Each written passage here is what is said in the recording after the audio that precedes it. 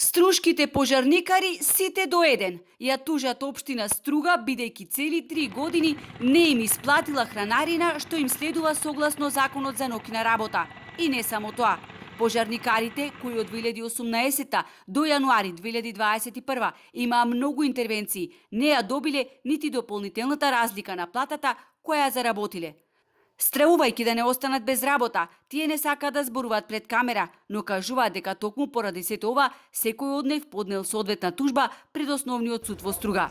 За ова се обидовме да го прашаме градоначалникот Рамис Мерко, кој од 2018 тера луксузен живот и кој во период од 3 години за репрезентација потроши вкупно 139.296 евра.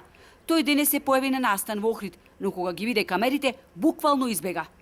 Инаку Македонија нема нити доволно пожарникари, нити опрема. Сликата е секаде иста. Најстарото возило е 83 година. ФАП моментално не е во возна состојба. А најновото? Поправено е, меѓутоа е доста ризично да се вози. Најновото е 2008.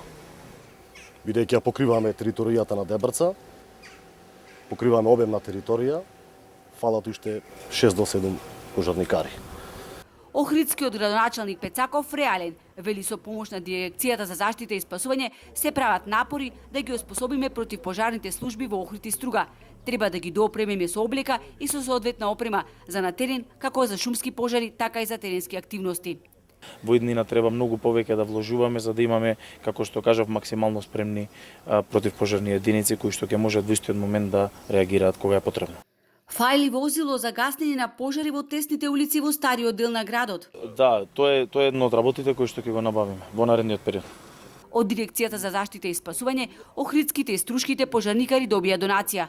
Пецаков вели во текот на едната година ќе се обидиме да имаме барем приближно максимално опремени противпожарни единици.